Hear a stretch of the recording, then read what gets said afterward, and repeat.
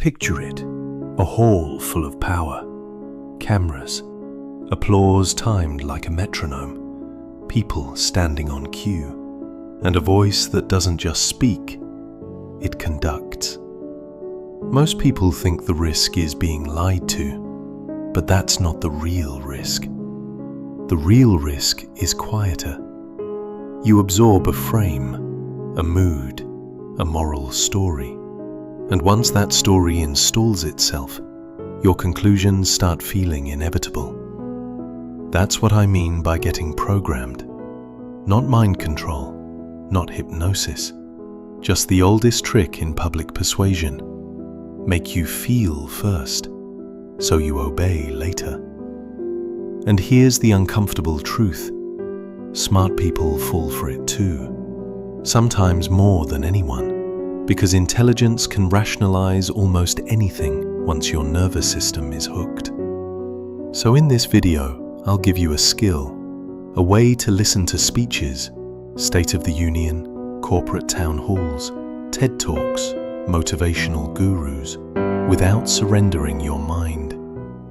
We'll use a Stoic lens, Epictetus and Marcus Aurelius, because the Stoics solved the central problem.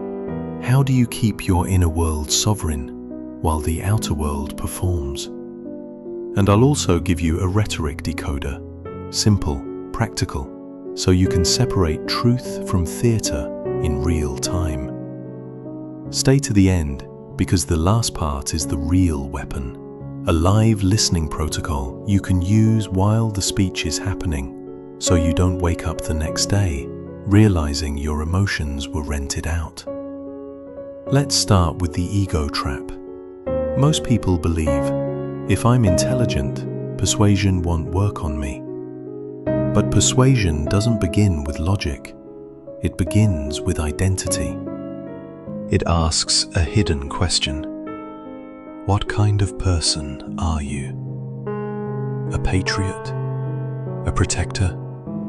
A compassionate citizen? A realist? And once you answer that, the speech starts steering you with invisible ropes. Because if a message attaches itself to your identity, disagreeing doesn't feel like disagreement anymore. It feels like betrayal. That's why big speeches are rarely just information. They're belonging ceremonies. They don't only present policies, they present virtue. They imply, good people feel this. Good people clap here. Good people fear that. And here's where smart people get trapped. Intelligence becomes a defense attorney. Your emotions choose the verdict. Then your intellect builds the argument afterward. Not because you're weak, but because you're human. Another trap is speed. Speeches are designed to move quickly, to stack images and phrases, to keep you from pausing long enough to separate signal from noise. If you can't pause, you can't evaluate. If you can't evaluate, you default to the crowd's emotion. And that's the deepest programming of all. Not believing a claim, but inheriting a mood. Fear mood, triumph mood, rage mood, hope mood. Once the mood is in you, it becomes a lens, and the lens decides what looks obvious. So the first skill isn't fact-checking. The first skill is self-command. The ability to say, I'm not accepting a conclusion while my body is being stimulated. That is the dividing line between the programmable listener and the unprogrammable one. And the Stoics built an entire philosophy around that line. So now, let's bring them into the room, because this is where your power returns. Epictetus had a brutal clarity. Life hits you with impressions, images, words, events, but you are not forced to accept them. Between what happens and what you feel there is a gate, and you are the gatekeeper. Most people live like the gate doesn't exist. A speaker says crisis, their chest tightens. A speaker says enemy, their anger rises. A speaker says future, their hope floods in. But the Stoic doesn't deny emotion. He denies automatic assent.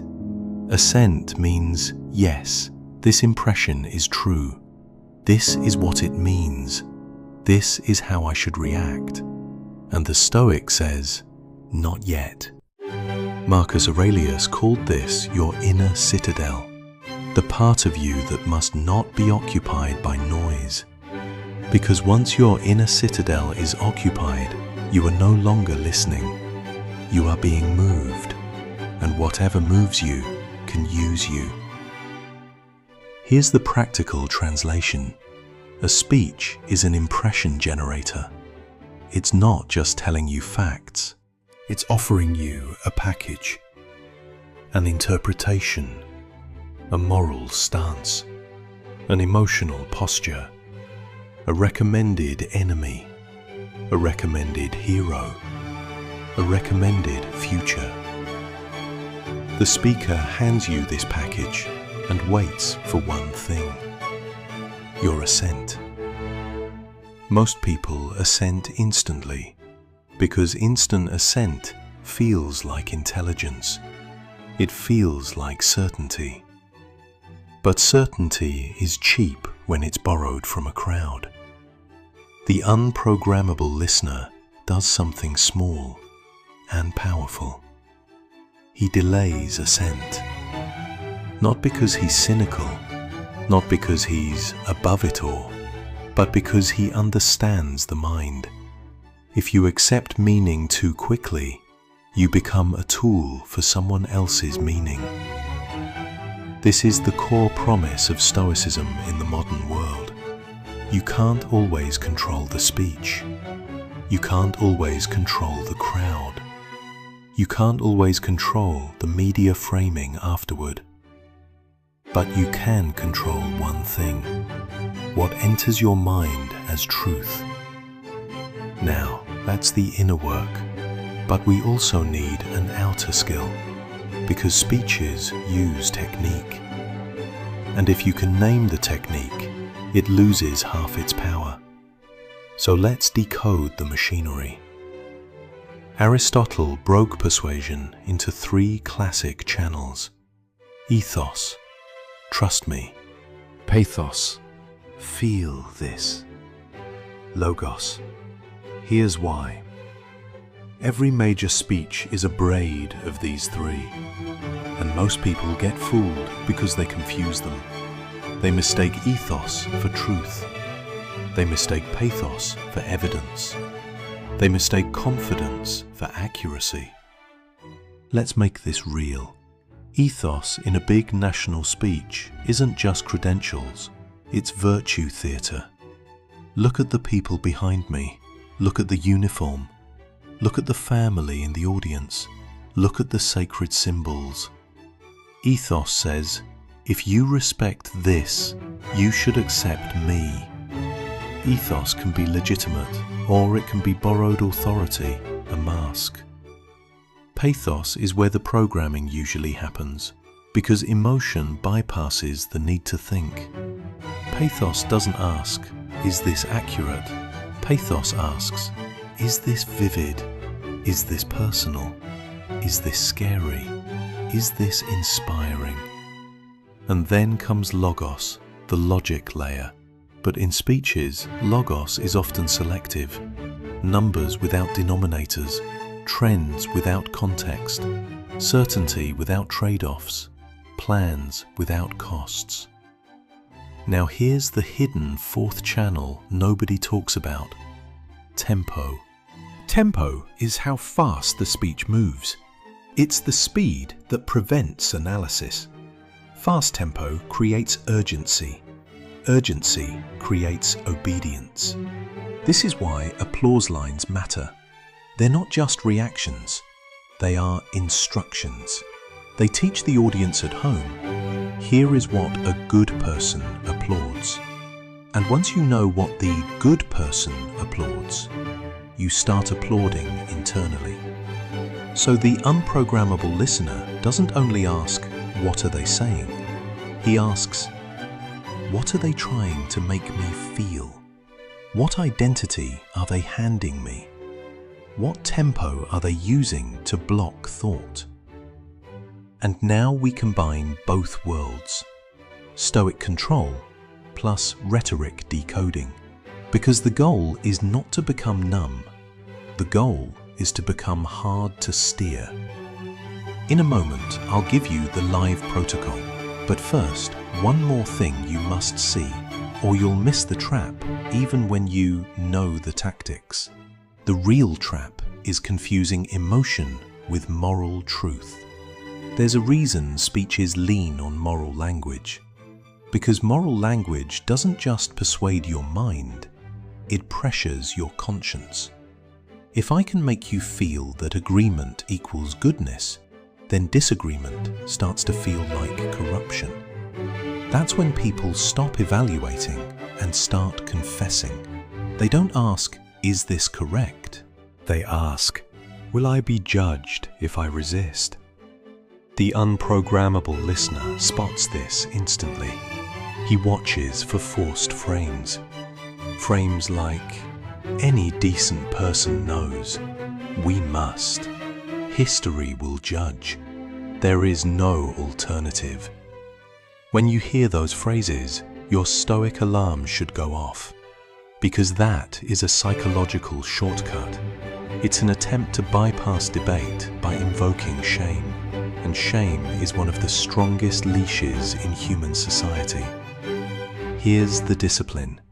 You can respect morality without accepting coercion. You can say, I understand the value being invoked, and I still refuse instant assent. This is what calm power looks like. Not loud opposition, not reactive cynicism, just an internal posture that says, my conscience is not your instrument. And now we get practical, because you don't need more theory. You need something you can do in real time while the speech is still happening. Here is the Stoic Filter, 5 steps designed for live listening. Step 1. Label the impression, not the claim, the impression. Ask, what is being installed in my body right now? Is it fear? Is it pride? Is it resentment? Is it relief? Is it moral superiority? Don't judge it, just name it, because what you can name, you can hold at a distance. Step 2. Refuse speed. Say internally, I do not assent in real time. This one sentence changes everything. It stops the automatic conversion of feeling into belief. If the speech is true, it will still be true tomorrow. If the policy is sound, it will survive a pause. Step 3. Extract the plain claims. Remove the adjectives, remove the poetry, turn it into boring language. What action is proposed? What cause is named? What outcome is promised? This is how you break the spell. Spells hate plain language. A manipulative speech needs glamour to function. When you translate it into blunt sentences, you see what's actually there. Step 4. Identify the purchase. Every persuasive message is trying to buy something from you. Not money, yet. Not votes, yet. First, it buys something simpler. Your permission, your tolerance, your outrage, your fear, your silence. Ask, what do they want me to accept as normal? What do they want me to overlook? What do they want me to justify? Step 5. After action review. This is where smart people actually win, because they reflect. When the speech ends, Don't rush to argue online. Don't rush to join a side. Sit in silence for 60 seconds, then ask 3 questions. 1. What did I feel most strongly? 2. What claim produced that feeling? 3. What evidence would change my mind? That third question is your antidote to programming, because it forces humility without weakness. It says, I am not here to be loyal to a mood. I'm here to be loyal to reality. It's not just resisting manipulation. It's turning the whole event into intelligence. Let's end with a point most people miss. The goal is not to win against propaganda. The goal is not to become the person who distrusts everything. That's still being controlled, just in the opposite direction.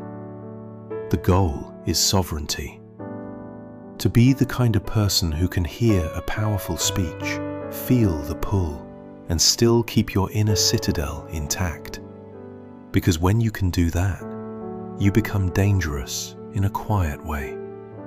Not dangerous to people, dangerous to manipulation. You can't be recruited by fear. You can't be purchased by applause. You can't be steered by moral coercion.